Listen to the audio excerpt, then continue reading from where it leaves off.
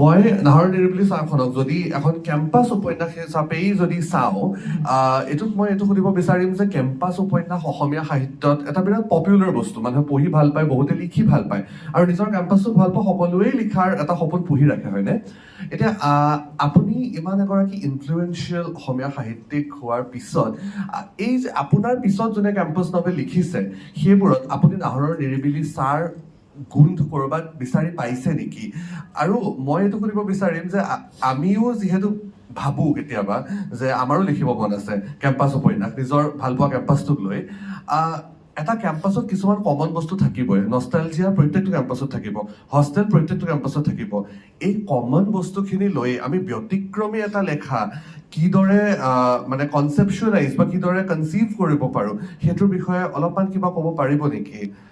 প্ৰথম কথা, মই যেতিয়া এইটো লিখিছিলোঁ মই কটন কলেজখন পঢ়িছিলোঁ, কেম্পাছ নভেল বুলি যে এটা ধাৰা আছে মই সেইটোৱে নাজানিছিলোঁ তেতিয়া।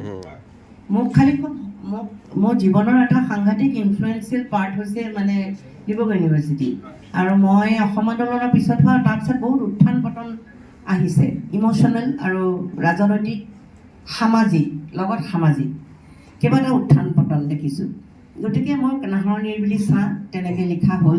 প্ৰথম নন্দিনীত ধাৰাবাহিক গৈছিলে, তাৰপিছত দেখিলোঁ এখন বেলেগ ধৰণৰ উপন্যাস হ'ব পাৰে, তেনেকেই লিখা আচলতে সেইখনত নাহৰৰ নিৰিবিলি ছাঁ। সেইকাৰণে তাত বহুত বেলেগ ধৰণৰ এলিমেণ্টছ আহিছে। ইয়াৰ পিছৰ নভেলবোৰ তেওঁলোকে কেনেকৈ লিখিছে সেইটো সম্পূৰ্ণ আউটলুকটো সেইটো লেখকৰ বিষয়ে। লেখকে তেনেকৈ লিখি ভাল পাইছে, তুমি ভাল পাইছা পঢ়ি, ৰিডাৰে কোনোবাইতো ভাল পাইছে, কোনোবাই হয়তো পোৱা নাই।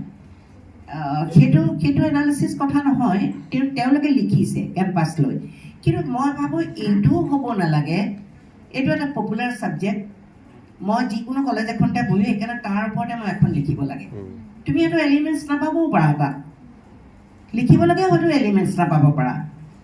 তেতিয়া তোমাৰ সেই উপন্যাসখন কেম্পাছ নভেল বুলি মই কলেজ এখনৰ নামটো দি পেলাই মই লিখিলোঁ কাৰণেই কেম্পাছ নভেল, সেইটো কথা নহ'ব পাৰে। সেইটো তাত তোমাৰ এলিমেণ্টছবিলাক লাগিব, তাত বৈচিত্ৰতা লাগিব, তুমি কেনেকৈ ভাবিবৰ কাৰণে, মানুহক ভবাবৰ কাৰণে কি আছে। এই যে যৌৱনৰ এটা কাল, যৌৱনটো কিন্তু সাংঘাতিক পাৱাৰফুল এটা টাইম। সেই পাৱাৰফুল টাইমটো কিন্তু অকল তাত প্ৰেমতে আবদ্ধ হৈ নাথাকে, তাত বহুত কথা থাকে, আৰু সেই কথাবিলাক তোমাৰ দৃষ্টিভংগীৰে তোমাৰ সেইটো মেচিউৰিটিৰ ওপৰত ডিপেণ্ড কৰিব, তুমি কেনেকৈ বিষয়টো ডিল কৰিছা, বুজি পাইছানে? কেনেকৈ ডিল কৰিছা সেইটোৰ ওপৰত কথা। গতিকে মই বাকীবিলাক উপন্যাসৰ কথা ক'বলৈ নাযাওঁ, তেওঁলোকে লিখিছে নিজৰ দৃষ্টিভংগীৰে, মই ভাবোঁ তাৰো পঢ়ুৱৈ আছে। মোৰ এটাই কথা, অসমীয়াত যে লিখিছে, কোনোবাই পঢ়িছে, মোৰ সেইটোতে ভাল লাগে।